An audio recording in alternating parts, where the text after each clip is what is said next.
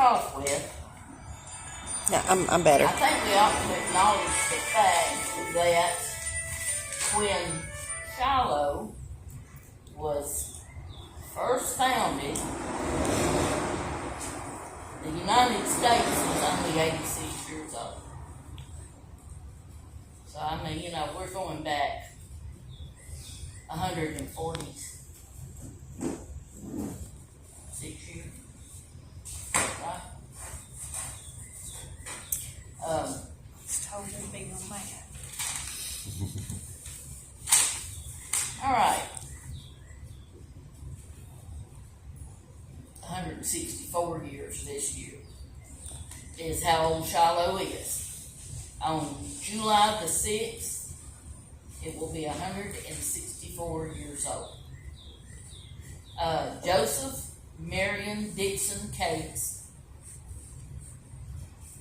first preached at the church. He settled Cateston. Cateston is over towards Bradeville, and it is, you know where Over the Hill Antique Mall is? Right side. Cemetery right on the other end of it. And that's the Cateston community, and he settled that area. He was born in 1816, June the 5th, 1816, and he died August the 1st, 1887. He planted churches all over. He had a hand in Auburn Baptist Church, Smith Fork at Statesville. He was associated with the Salem Association when they started. I mean, it was just, he was instrumental in the settling of this area and in Cannon County. He was born in Orange County, North Carolina.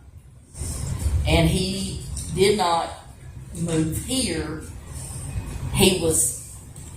They don't know exactly when he came here, but he was on the census records in 1870 in Cannon County. So he was here before then, but it was 1870 when they had a census, and he was on the registry. And that name is who? Joseph Marion Dixon Cates. C-A-T. Everything you're going to see is going to be J-M-D Cates. That's just how he, but that's his name. But everything that, you know, they just abbreviate it down to his initials. Okay, the first meeting was held in an old store building, and between my grandfather, Roy Pitts, and Lieberman Rich, of what I could pick out of them, you know, over the years, because I've always been kind of a history buff and wanted to know about things. The old store building was up there. Does anybody know where Jess Jones used to live? Bratton Farrell, where Bratton Farrell used to live. That house that's right there. It looks like logs, but it's not. It was in that field right beside. Is this on Sanders Fork? Yeah. Right above Sanders Fork Church. Right, the Weedy Holler, well, the Weedy Holler. Yeah, just right there in that field. From what they could tell me about where the old store building was. I mean, I can't remember a store building being there. Can you remember a store building being there? I can't either. And Paul said that there was a big sinkhole there that fell out. And they just piled stuff and But I piled heard that stuff. there was a store building there. Piled And they stuff. had a name too. What was it though? I don't know. So Marvin Davenport remembers the store being there, and he remembers Willie B. Hollinsworth running it. Okay. I don't know what the name of it was, though. I don't have any idea. But anyhow, that's what I get out of Lieberman and Paul. You know. Okay. Elder Cates and 22 members held the first meeting that resulted in 57 baptisms in that one day. It was the offspring of Auburn. Shiloh's the offspring of Auburn Baptist Church. Of course, Cates was instrumental in all of that. They met, they met up on the hill where the church is at now. But when they started having church on a semi-regular basis, there was a log building, and Lieberman said it was just an old log. He said he didn't know if it was a house, if it was just a log pen, what it was, but it was log. Had a dirt floor. I mean, it wasn't nothing fancy, but that's where they first met. And where the bridge is to come up to the church, the little bridge there on the branch that runs right in front of the church, it was right across the road. Just in that little flat place in that field. And it burned. And he didn't know if a lamp had turned over or if it just fire got out and burned it, or he didn't know it burned. And then they met in that log building till 1878. And that's when they stepped across the creek and up the hill a little ways and built a church. And then it was just below the church that's there now. So it was kind of, where the big cedars are there, I would say it was kind of in that area right there, because it's pretty steep after, it's a rise, but then it goes up and then levels back out. All right, that's when that building was built.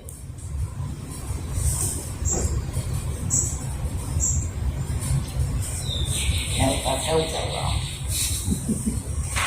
That's when. That's right. That building was built. And then that building burned. Lightning struck it. It burned.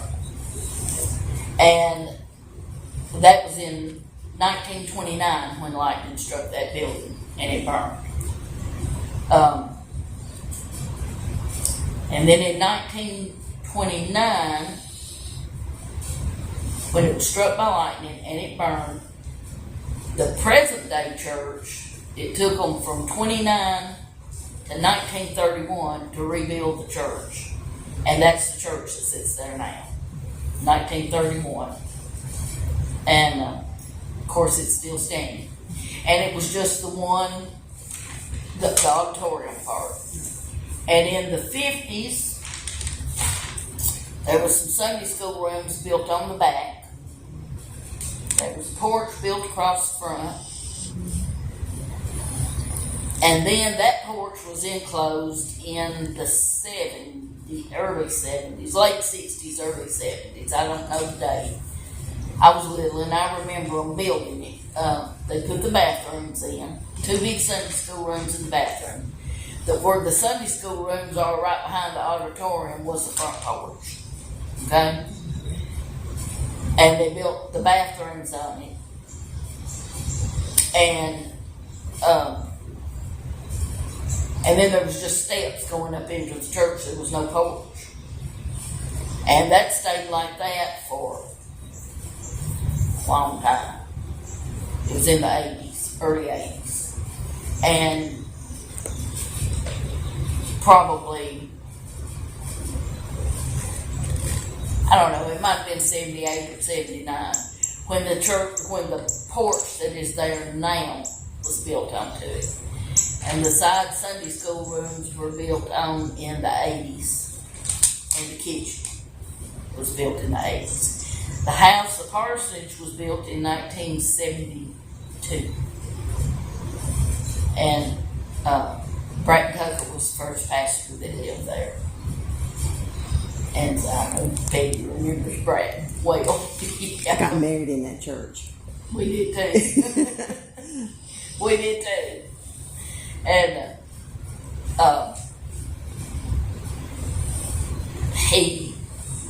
he lived there as long as he pastored there. Now let's see. That was in 31. I've got you up to 1931. When the church was founded, the Civil War was beginning. And the Civil War began in April. April 15th, I think, is when war was declared. In 1862. And war was declared, and the church was established as a church in July the 6th of 1862. And I can't imagine, with everything that was going on and all the, just can you imagine war going on, families divided, people split, political views, the whole 9 yards, It had to be very difficult time. And around 1900, Shiloh was in a disorganized state, and the cause is unknown. But just my speculation, it was still left over from the Civil War, just junk. People were still having problems with all the political stuff, And I mean, we were in Reconstruction, and people coming in and just taking over, farms and families, and I just can't imagine how it would have been. In 1904, D.C. Taylor is listed in the Salem Association report as the pastor. Okay, now I've got a list of pastors all the way back to J.D.M. Cates, M.D. Cates. The doors were closed again in 1944 and were opened again somewhere around 1949. So I don't know. Lebron had told me a little bit about it, but I don't know enough about what was going on but there was a lot of disagreement in the church. And during that time, Brother Whitlock was the pastor. And Lebron knew him and went to see him before he died and was telling me about it. And Lebron preached a revival. And he told me that he preached every day, morning and night, for a week. And on Sunday, it said the Holy Spirit fell upon the people, and 17 were saved. And the church reopened. He opened the doors back up. He just went in, unlocked the doors, and started preaching. And since that time, Shiloh has remained open and still sits on that hill and serves as a lighthouse to serve as God's everlasting glory. Now, that's kind of the overview of the church history.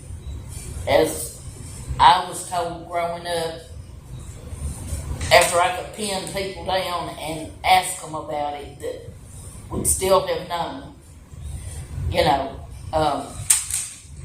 that's what I could find out. And Miss Laura May had all the pastors listed, and I got all that from her years ago. And then I added to it, from the ones that had come on after what she had. And so I've got a list of them. And I did this little book when it was 140 years old. And if y'all want to look at, it's the only copy I got left besides my copy, and I'd have to dig it out from a dozen different tubs, so I just got the one I had. But anyhow, it's got kind of like an overview of the history, not near what I've got there, but just a little bit, right in the front. Just typed up. And then here's the list of pastors. And I hadn't got Bobby on here because I didn't want to mess this book up. Ken Armstrong was still pastor when I did this book. But Bobby was right after Ken. And Bobby's been there 21 or 22 years. I can't. I should have asked him, but he was on the road. And then I've just got some pictures of, just different people, and I've tried to write on them, who they are, and just collages of pictures. But y'all can look at that, and if you got any questions and it's something I know, I can tell you, but if it's not, we're just all in the dark. You did a good job. You did a good job. Well, thank you.